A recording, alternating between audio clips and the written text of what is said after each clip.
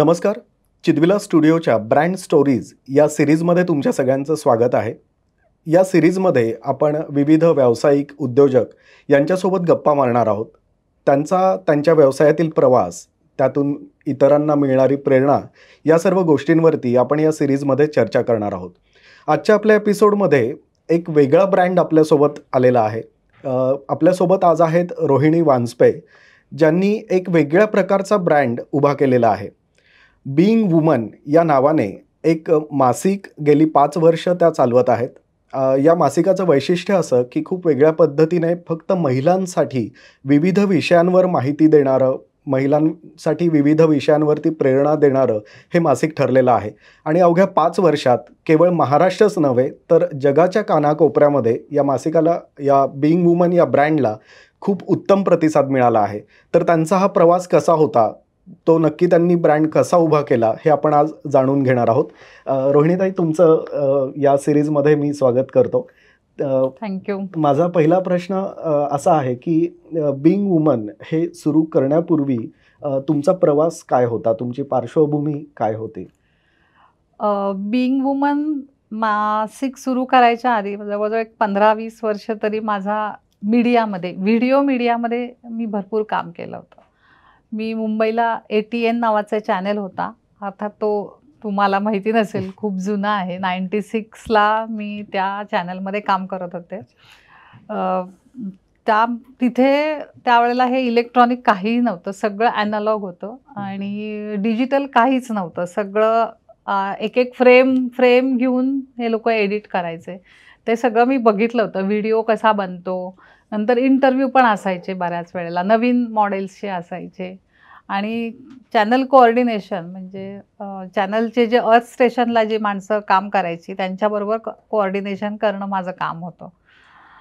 तर मग व्हिडिओमध्ये खूप मला त्यावेळेला खरं तर मास मीडिया कम्युनिकेशनचे कोर्सेस किंवा असं काहीही नव्हतं. तर आमच्याकडे एका चॅनलमधूनच एक ऑफिसर आले आणि त्यांनी आम्हाला कसे डिपार्टमेंट्स असायला पाहिजेत असं सगळं केलं. मी जवळजवळ 2000पर्यंत त्या चॅनलमध्ये काम केलं आणि मग नंतर आम्ही पुण्याला आलो. माझे मिस्टर पुण्याला बदली झाली त्यांची. मग इथं आता आल्यावर काय करायचं, इथं काही चॅनल ऑफिस नाही, काही नाही. मग मी एका स्टुडिओमध्ये, म्हणजे ज्यांचं ॲडव्हर्टायझिंग एजन्सी जे आहेत त्यांचे स्टुडिओ होता. तर ते म्हणे तुला बेसिक तरी माहिती आहे की ह्याला काय म्हणतात, ह्याला डॅट म्हणतात, ह्याला कॅसेट म्हणतात, म्हणजे रेकॉर्डिंग माहिती आहे. म्हणून मग मी ते त्यांचा स्टुडिओ मॅनेजर म्हणून तिथे जॉईन झाले. मग तिथे पुण्यातलं मला खरं तर काहीच माहिती नव्हतं आणि खरं खूप मोठे मोठे लोक तिथे स्टुडिओत गायला यायचे आणि मला माहितीच नसायचं. ते म्हणे काय हे माहिती नाही तुला वगैरे. आणि मुंबईतल्या माझ्या मैत्रिणी म्हणायच्या, अरे तुमच्या इथं हे गायला आले होते ते का. मग मला जरा वाटायला लागले की नाही आपण आता थोडा. मग तिथेच व्हिडिओ स्टुडिओ पण होता आणि ऑडिओ स्टुडिओ दोन्ही होते. तर दोन्हीचं मी त्याची मॅनेजमेंट बघायची, किती तास कोणाला दिले, काय दिले, काय काय प्रोग्राम चाललेले असतात. मग नंतर आम्ही स्वतः प्रोडक्शन मी करायला लागले. म्हणजे मला एकदा विचारलं की काय करता येईल अजून आपल्याला. मी म्हटलं आपल्याकडे सगळं आहे. माझ्या डोक्यात ते TV ॲड, TV व्हिडिओ हेच असायचं सारखं. मी म्हटलं आपण TVच ॲड का नाही चालू करत. मग आम्ही TV ॲड चालू करायचं म्हणून आम्ही तेव्हा झी अल्फा असं होतं, त्याच्यासाठी आम्ही काही केलं. आणि मग ती सगळी जबाबदारी माझ्यावर आली की प्रोडक्शन करायचं, नंतर घेऊन जायचं, कॅमेरा घेऊन जायचा. पण सगळं इनहाऊस असल्यामुळे मला काही खूप त्रास नाही झाला. ह्याला बोलव त्याला बोलव, काही नाही. घरात तिथेच ऑफिसमध्येच सगळं स्क्रिप्ट लिहून घेतलं, पटकन व्हॉइस ओव्हर करून घेतला, कॅमेरा घेऊन जाऊन आम्ही शूट करून यायचो 1-2-3 तासात आणि भरकन एकदम 10 मिनिटाची, 20 मिनिटाची, 1 मिनिटाची ॲड आम्ही तयार करायचो. मग मला ती सवय लागली होती. मी जवळजवळ 3-4 वर्ष तिथे काम केलं. त्याच्यानंतर मग अजून 2 ॲडव्हर्टायझिंग एजन्सीमध्ये पुण्यातल्या काम केलं आणि नंतर मग बरेच तिथे पण मी प्रोडक्शन केलं. अगदी दारासिंगना घेऊन पण एक ॲड केली होती आम्ही.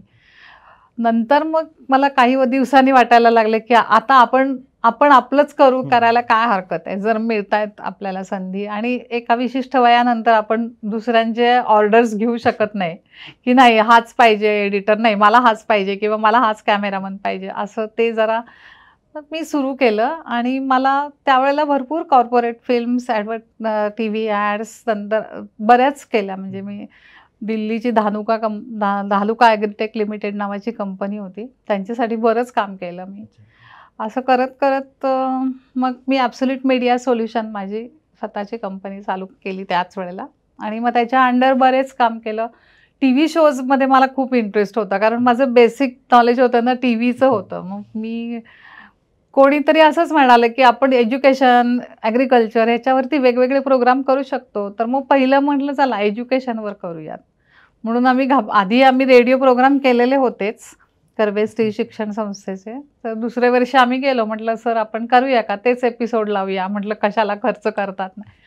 आता आता व्हिडिओ करायचा मॅडम, आता ऑडिओ नाही. मी म्हटलं व्हिडिओ? आम्ही दोघीच होतो, मी आणि माझी एक असिस्टंट. बरं म्हटलं करूया. मग आम्ही लगेच बोललो सगळ्या दुसऱ्या चॅनेलशी, पैसे ठरवले.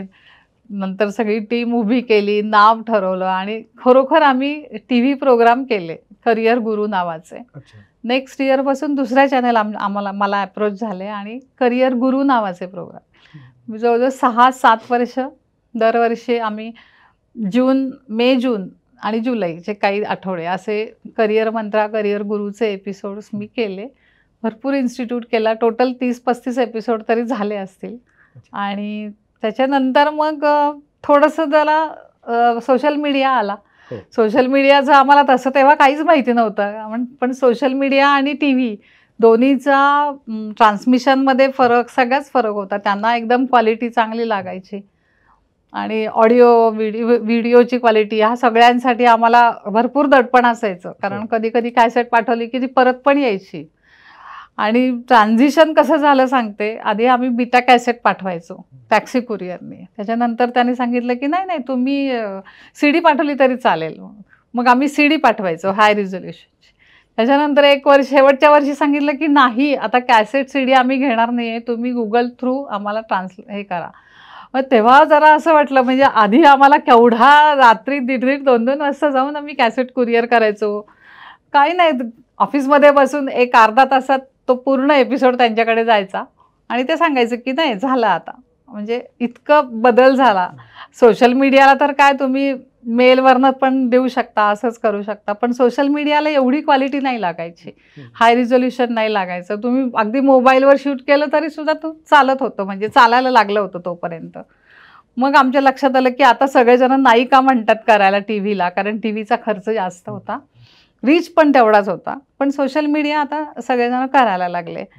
पण मग काय करायचं, अजून काहीतरी करूया का? तर माझ्याबरोबर नंतर ग्रुप होताच आमचा एक, माझे असिस्टंट होते आणि अजून दोघं असे लोक होते. म्हणजे आपण प्रिंट करूयात का, एखादं मॅगझिन काढूया का बायकांच्या बद्दल, कारण तुम्ही सगळ्या बायकाच आहात आता इथे. 2 जणच होते आणि त्यांनी जरा गाईड केलं आम्हाला की तुम्ही बघा काढा. मग माझं तर ऑफिस होतं, एजन्सी होती, सगळंच होतं. मग आम्ही ते ॲप्लिकेशन केलं RNIला. तर त्यांनी आम्हाला दिलं हे काय नाव ठेवायचं, खूप नावं काढली, 100-150 नावं काढली, पण ते काही एकही आवडलं नाही. आणि मी तेच विचारणार होतो की बीइंग वुमन हे नाव कसं सुचलं? आता वुमन एक तर इंग्लिश नावाला थोडं लोक अट्रॅक्ट होतात. आता आम्ही दर्पण, प्रतिभा असलं काही नाव ठेवलं असतं तर मग आम्ही सगळे नकोच म्हटलं, नावच आपल्याला सुचत नाही तर काय. तर एकदम कोणीतरी बोलता बोलता म्हणाला बीइंग वुमन. तर म्हटलं हा किती छान आहे, कोणीच घेतलेलं नाही आत्तापर्यंत. बाकीचे ब्रँड आहेत तसे, आता बीइंग पुणेकर वगैरे असे बरेच ब्रँड आहेत. बीइंग ह्युमन नावाचा मोठा ब्रँड आहे, पण बीइंग वुमन हा टोटली वेगळाच आहे. आणि तो आम्ही RNIकडे रजिस्ट्रेशनला पाठवला. 1.5 वर्ष गेलं आमचं रजिस्ट्रेशनमध्येच. पहिलं एक नाव पाठवलं होतं, त्याचा अर्थच त्यांना कळला नव्हता. ठीक आहे म्हणून मग आम्ही बीइंग वुमन नावाचं पाक्षिक सुरू करायचं ठरवलं आणि मग सगळं आलं. पण प्रिंटमधला मला काहीच गंध नव्हता, म्हणजे प्रिंटमध्ये काय असतं, कसं असतं. टीव्ही म्हणलं की कसं लगेच. मी ते म्हणजे मला तो प्रश्न विचारायचा होता की हे ट्रान्सफॉर्म, म्हणजे एकतर तुम्ही टेक्नॉलॉजीचं एवढं सगळं हे एरा हा बघितला की जो ट्रान्झिशन फास्ट ते सगळं ट्रान्झिशन झालेली आहेत. आणि मग त्यामध्ये तुम्ही टेलिव्हिजनमधून प्रिंटमध्ये सुरुवातीला आला होता. हो. आणि मग ते प्रिंट म्हणजे मी स्वतः सगळं काहीच करत नव्हते, कारण मला ते त्यांचे हे काय स्क्वेअर सेंटीमीटर, नंतर ॲडव्हर्टाइजमेंट कशा घ्यायच्या, काय घ्यायच्या. एकतर पहिलं बीइंग वुमनला कोण ॲडव्हर्टाइजमेंट देणार, कारण सुरुवातच झाली होती. पण सुरुवातीला आम्ही काही लोकांना दिलं असं की बघा हे कसं आहे, म्हणजे फ्री दिले काही सॅम्पल थोडेसे. वर्षभर नाहीच, 2019ला आम्ही नोव्हेंबरला पहिला अंक दिवाळीचाच काढला. त्याच्यानंतर मग 6 अंक झाले, दर महिन्याला 2 असे. छोट्या छोट्या ॲडव्हर्टाइजमेंट मिळत होत्या, काही आम्ही त्यांना प्रमोशनसाठी घेतल्या.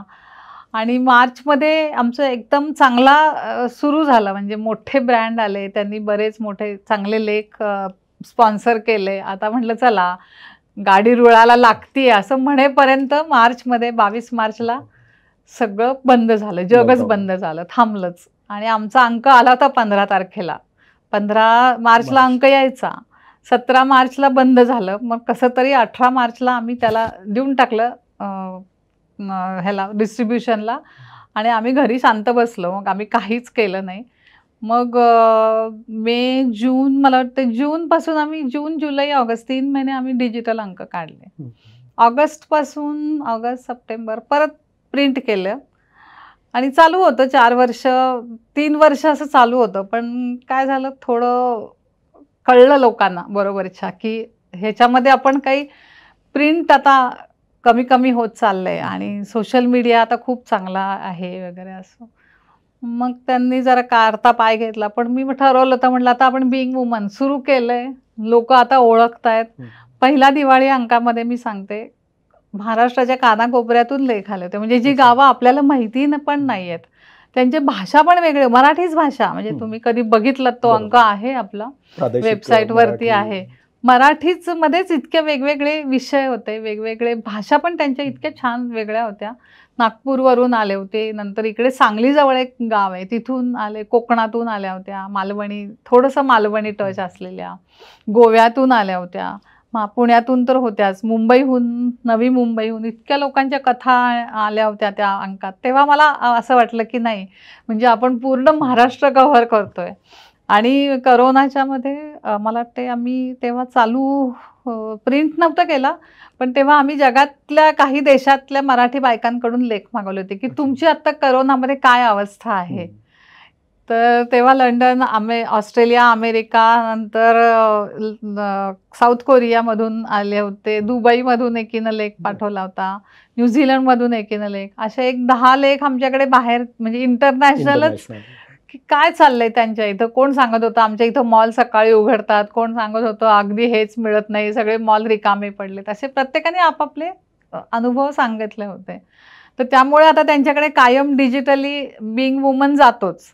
त्यामुळे ते लोक वाचक आता तर आहेतच आपले. त्यामुळे आता जगभरातल्या या महिला बिईंग वुमन मुळे जोडल्या गेल्या. साधारण अंदाज किती आहे, किती महिला आपल्यासोबत जोडल्या गेल्यात? या 10,000 पेक्षा जास्ती असतील. खरंच ही खूप मोठी गोष्ट आहे की महाराष्ट्र म्हणा, देशातल्या परदेशातल्या इतक्या महिलांना तुम्ही या बिईंग वुमन मधून जोडलेला आहे. बिईंग वुमनच्या बाकी ऍक्टिव्हिटीज काय काय होत्या? मग नंतर काय झालं, मग आम्ही एक कॉम्पिटिशन घेतली होती, नवऱ्याबद्दल बोलू, नाही सॉरी बायकोबद्दल बोलू काय. तर नवऱ्याने बोलायचं बायकोबद्दल.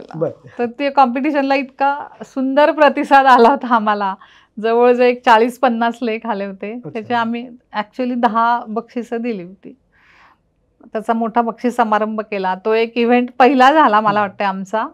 मग त्याच्यानंतर आम्ही दिवाळी अंकाचं लॉन्चिंग केलं. त्यावेळेला पण आम्ही मोठ्या लेखिकांना बोलवलं होतं, म्हणजे उद्योगिनींना बोलवलं होतं. नंतर डान्स करणारी, लावण्या करते ती, म्हणजे तिचं तो बिझनेस सारखाच आहे, ती होती. गौरी कानिटकर आल्या होत्या. नंतर मग आत्ता पुरंदरे मॅडम आल्या होत्या, चित्रलेखा पुरंदरे मॅडम, अशा वेगवेगळ्या, निलिमा क्षत्रिय, त्या पण दिवाळी अंकाच्या. हे आमचे इव्हेंट झाले. आणि त्याच्यानंतर मग एक इव्हेंट आम्ही काय केला, असंच बसल्या बसला बाई पण भारी देवा नावाचा सिनेमा आला. तर असंच विचारलं त्यांना, म्हणजे किती तिकीट आहे. मग त्यांनी सांगितलं खूप गर्दी होती त्या पिक्चरला. म्हणलं बघू स्पॉन्सरशिप मिळाली तर आपण सगळ्यांना फुकट दाखवून टाकू. खरंच स्पॉन्सरशिप मिळाली एका तासामध्येच. म्हणजे घ्या तुम्ही. 171 बायका सकाळी 8 वाजता गॉगल, नथ, जरीच्या साड्या नेसून 8 वाजता हजर होत्या. आणि स्पॉन्सरशिप देणारे म्हणत होते, अहो एवढ्या लवकर येणार आहे का कुणी सिनेमाला. मलाही एक क्षण वाटलं, म्हणलं आपण म्हणतोय तिकीटं घेतली आहेत आपण, पण एवढं एन्जॉय केलं म्हणजे त्या इव्हेंटला. मग तिथे मंगळागौरीचे खेळ खेळल्या थिएटरमध्येच त्या स्क्रीनच्या पुढे जागा असते तिथे. आणि मग मला सांगायला लागलं, नाही नाही तुम्ही आता मंगळागौरीचे खेळच ठेवा, आजकाल कोणी बोलवत नाही मंगळागौरीला म्हणे आम्हाला, तुम्ही ठेवा बरं एकदा. मग आम्ही सहज असंच चौकशी केली आहे, म्हटलं येतील बायका. 100च्या वर बायका आल्या. आणि मग एका सोसायटीने आम्हाला विचारलं परत की आमच्या सोसायटीसाठी तुम्ही कराल का. म्हटलं करू. मग त्याला पण स्पॉन्सरशिप मिळाली. असे काही इव्हेंट झाले आणि चालू आहे आता. म्हणजे बिईंग वुमन मासिक म्हणून चालू आहे, पण आता बघूयात काही बदल होतील आता त्याच्यामध्ये. त्यावर येणारच होतो की नुकतंच तुम्ही आता YouTube या माध्यमावरती पण बिईंग वुमनचं हे सर्व आणत आहात. हो. तर आता ते ट्रान्झिशन किंवा त्या ह्याच्या मागची भूमिका काय आहे? कसं होतं ना, प्रिंट केलं की तसं म्हटलं तर लिमिटेड लोकांपर्यंतच जातं. आणि पुन्हा लिमिटेड लोकांपर्यंत गेल्यात ते विकत घेऊन वाचणं त्याच्यात अजून कमी होतो. आणि डिजिटली जातो अंक, पण मला असं वाटलं की व्हिज्युअली जास्त इम्पॅक्ट होतो लोकांवरती. समजा एखादा लेख लिहिला एकीनं, तो वाचायला घेण्यापेक्षा जर त्या लेखाचं ऐकायलाच मिळाला त्या बाईकडून, म्हणजे त्या स्त्रीकडून, किंवा तर तो जास्त आवडतो लोकांना. कारण काम करता करता सुद्धा फोनवरती लावून ठेवलं तरी तुम्ही तो ऐकू शकता. किंवा एखादा लेख म्हणा किंवा कथा एखादी चांगली असेल तर मग यूट्यूबचं एक आता सुरू झालेलं आहे. आणि आता आम्ही लेखिका, नंतर उद्योजिका, नंतर जी एखादी जिने शून्यातून पूर्ण वरती आली आहे, जिच्या काय अडचणी आहेत, आणि मग त्या अडचणी बघून दुसऱ्या कोणाला जर अडचण आली असेल तर तिला ते मार्गदर्शन मिळतं. तर म्हणून मग आता आम्ही यूट्यूब चॅनल बिईंग वुमनचा चालू म्हणजे चालू होताच, पण आता त्याला जरा काय म्हणतो आपण वेगळ्या स्वरूपात आणतोय. आणि त्याला चांगलाच म्हणजे प्रतिसाद मिळेल असं माझी इच्छा आहे आणि अपेक्षा पण आहे सगळ्यांच्याकडून. नक्कीच. म्हणजे कारण प्रिंट माध्यमातून इतक्या हजारो महिलांपर्यंत पोहोचलेला आहात. महिलांविषयक सर्वच क्षेत्रातली माहिती, त्याचसोबत विविध क्षेत्रातल्या महिलांचं मार्गदर्शन आणि असंख्य गोष्टी त्यामध्ये असणार आहे. त्यामुळे नक्कीच बिईंग वुमनच्या युट्यूब चॅनलच्या माध्यमातून अजून लाखो करोडो महिला जोडल्या जातील असं आम्हालाही वाटतंय. आणि विषय इतके वेगवेगळे घेतलेत ना, म्हणजे यू कॅन इमॅजिन की कुठला विषय, अरे हा विषय, असे विषय आहेत. मी आता ते सांगत नाहीये, पण तुम्ही नक्की बघाच तो चॅनल, कारण त्याच्यावरती खूप वेगळ्या विषयांवरती माहिती आहे. तुमच्या या पुढच्या प्रवासासाठी चिदविलास स्टुडिओकडून खूप खूप शुभेच्छा. हे चॅनल किंवा बिईंग वुमनचा हा ब्रँड अजून असाच लाखो करोडो महिलांपर्यंत पोहोचावा, या महिला जोडल्या जाव्या आणि त्यातून नक्कीच खूप भरीव कार्य उभं राहावं, या आमच्याकडून तुम्हाला शुभेच्छा. तर बिईंग वुमन या ब्रँडची ही होती स्टोरी की कुठल्याही वैयक्तिक विषयातून न सुरू झालेला हा ब्रँड, महिलांनी एकत्र येऊन महिलांसाठी सुरू केलेला हा ब्रँड असं आपण म्हणू शकतो. आणि त्या प्लॅटफॉर्मवरून महिलांविषयक सर्व विविध विषयांवरती माहिती, मार्गदर्शन हे सगळं उपलब्ध आहे. तर तुम्ही पण नक्कीच बिईंग वुमनच्या यूट्यूब चॅनलवरती जाऊन बघू शकता. तिथे सातत्याने तुम्हाला वेगवेगळी माहिती मिळत राहील. रोहिणीताई, तुम्ही आज आमच्या या एपिसोडमध्ये आलात त्याबद्दल धन्यवाद. थँक्यू.